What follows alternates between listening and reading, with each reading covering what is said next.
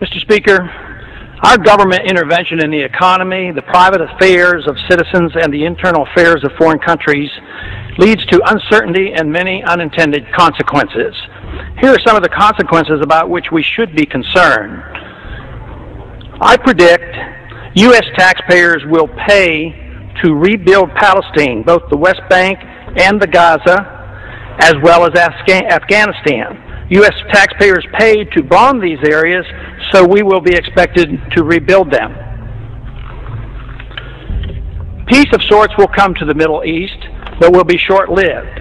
There will be big promises of more U.S. money and weapons flowing to Israel and to Arab countries allied with the United States. U.S. troops and others will be used to monitor the peace. In time, an oil boycott will be imposed, with oil prices soaring to historic highs. Current Israeli-United States policies will solidify Arab Muslim nations in their effort to avenge the humiliation of the Palestinians. This will include those Muslim nations that in the past have fought against each other. Some of our moderate Arab allies will be overthrown by Islamic fundamentalists. The UN will continue to condemn through resolutions Israeli-U.S. policies in the Middle East, and they will be ignored. Some European countries will clandestinely support the Muslim countries and their anti-Israel pursuits. China, ironically assisted by American aid, much more openly will sell the militant Muslims the weapons they want and will align herself with the Arab nations. The United States, with Tony Blair as head cheerleader, will attack Iraq without proper authority, and a major war, the largest since World War II, will result. Major moves will be made by China, India, Russia, and Pakistan in Central Asia to take advantage of the chaos for the purpose of grabbing land, resources, and strategic advantages sought after for years. The Karzai government will fail, and U.S. military presence will end in Afghanistan. An international dollar crisis will dramatically boost interest rates in the United States. Price inflation with a major economic downturn will decimate U.S. federal government finances and exploding deficits and uncontrolled spending. Federal Reserve policy will continue at an expanding rate with massive credit expansion, which will make the dollar crisis worse. Gold will be seen as an alternative to paper money as it returns to its historic role as money.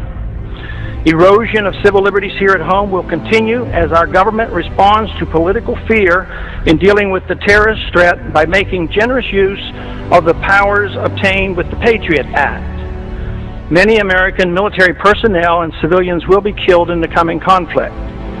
The leaders of whichever side loses the war will be hauled into and tried before the International Criminal Court for war crimes. The United States will lose the war, but neither will we win. Our military and political leaders will not be tried by the International Criminal Court. The Congress and the President will shift radically toward expanding the size and scope of the federal government. This will satisfy both the liberals and the conservatives. Military and police powers will grow, satisfying the conservatives. The welfare state, both domestic and international, will expand, satisfying the liberals. Both sides will endorse military adventurism overseas. This is the most important of my predictions. Policy changes could prevent all of the previous predictions from occurring. Unfortunately, that will not occur. In due course, the Constitution will continue to be steadily undermined and the American Republic further weakened. During the next decade, the American people will become poorer and less free, while they become more dependent on the government for economic security. The war will prove to be divisive, with emotions and hatred growing between the various factions and special interests that drive our policies in the Middle East. Agitation from more class warfare will succeed in dividing us domestically. And believe it or not, I expect lobbyists will thrive more than ever during the dangerous period of chaos. I have no timetable for these predictions, but just in case, keep them around and look at them in 5 to 10 years. Let's hope and pray that I'm wrong on all accounts.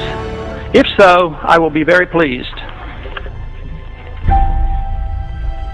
The gentleman has expired.